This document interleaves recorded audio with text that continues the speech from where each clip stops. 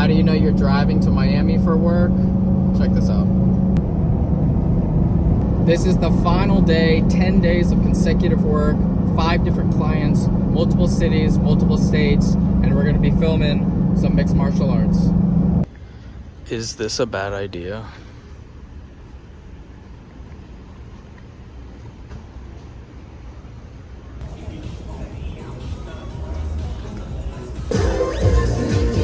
It seems like the most popular form of business structure that I see on YouTube is everybody pushing retainer clients. I'm actually not a fan of retainer clients. They are great if you need consistent money and you want to have consistent work. Whereas for me, as a freelancer who has a bunch of different clients and wants to be able to take any opportunity that comes his way, I like just having a repeat client where, oh yeah, they gave me this really cool baseball jersey with my name on it. But I like taking opportunities as they come because they just always pop up. And if you are locked into 2 days shooting per week or whatever your structure is, you can't do it. I like having an open schedule that I get to pick and choose and fill up as I deem necessary. Now, does that make me feel a little bit more scarce when it's not filling up? Yeah, that's the con of that choice. But the pro is you get to just take on whatever comes as it comes, and you have the freedom to say yes. You don't have to ask your retainer client if you can take a break.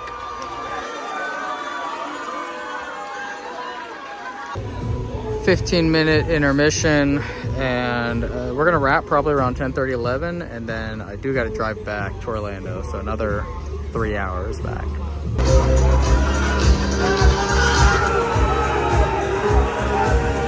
Now, interesting enough, I was going through some other YouTube videos and I saw someone who was doing a vlog. They shouted me out. Thanks for that, Dave. He's a videographer up in Philly.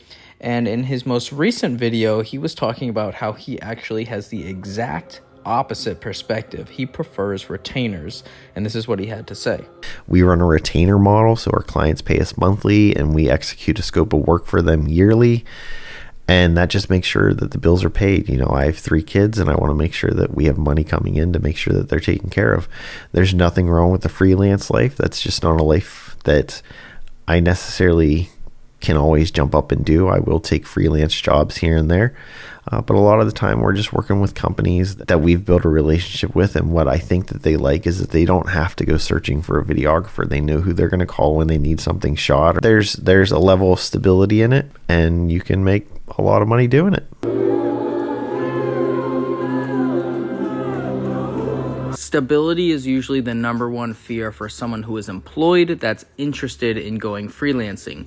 They don't want to throw all of their financial structure out the window. And that is a great intermediary step, to have a client on a retainer, and that way you can work on filling up the rest of your calendar. Reorganize the living room. I think it looks way more open. I like it. Finally done with those 10 days of work. I just finished using this air to clean off all the lenses. I do use UV filters on the end of them, so just cleaning that extra layer in front. These 2 items are going back to their respective production companies. I'm done with the job, done with their gear, gonna return it. And then also that this FS5 is going back, which, by the way, is a fantastic camera. It does 4K and 8-bit. I felt like Joel Gabrielson on this one. And if you really needed 10-bit, you can drop down to 1080. For this corporate work, we're doing 1080 8-bit. It is just getting shot out to the editor. But I can show you right now what things are possibly going to be added to the cart. So my lighting situation right now is an LED panel, a 200X, and then I just got a mini crate, and I got rid of the 60D big annoying case and put it in a very small 6-inch tall crate. Fits everything perfectly. So it's just those 3 lights. Of course, there's a lot of times where I'm shooting against a Miami like skyrise window looking over the whole city at 4 p.m. and it's blasting and I need more output. This would fix that problem. I'm thinking potentially, it's tempting because it's $300 off right now. And if I did get it, I have used it before and it took up so much space in my small car that I might take a note out of Peter Mokry's book and put it into just a larger version of the milk crate, the normal version. So I could get that. After last week's job, I could be tempted to grab these. These are back in stock. It's the higher frequencies, so even less RF interruptions on these bands, and it just worked really, really good. I thought that these included the SMAD P5, whatever, hot shoe that goes onto the handle and sends the audio over digitally. It does not. That is an extra piece. I think it's like $60. It's not too bad. But just for that, you know, we're looking at over $2,300, $2,400-ish in things that would be nice but not necessary. And it's tough because I love my apartment situation. Literally would not give this up for many other options, but I would like to get a house in the future, and these $1,000, $2,000 purchases just kind of sets me back that much further every single time when this is supposed to be the saving era. So I don't know, these would help, but I'm not completely sold if I should get it. I don't know. All right, let's see if I can find it here. I need a little compartment insert in my bag to hold my side handle and an extra battery. This might work. It's about 2.5 inches, 3 inches deep. It's probably $1. I might work with this. Actually, this could work too. It's a little stronger. Yeah, that might work. I might get both. And I got these, but these are for blankets at home. Okay, now this looks too small. That's just gonna run around. This might be better. It's also stronger. So this, maybe I can like put like stick Velcro to the bottom of this and to the bottom of this to keep it in place. But this will have the handle and a couple more V-mount batteries in there. I don't know, that's a lot of travel. Huh? Okay. I make or organize my bag like this for people who don't know, just so that I can arrive to the shoot, unzip this doctor bag, and then grab it with one hand, throw it on a tripod, lock it in, and basically begin shooting immediately. I used to have other types of bags, and I just had to break everything down, and it took way too long. So this is that concerted effort to make it as fast as possible, but I just needed somewhere to put these extra V-mounts. So I think I might be able to, you know, put one here. I don't know, maybe grab another one of these, put it here, and that way everything's nice and snug. Actually, that kind of rests in there really well. There's a little bar here. That might work. I might grab another one.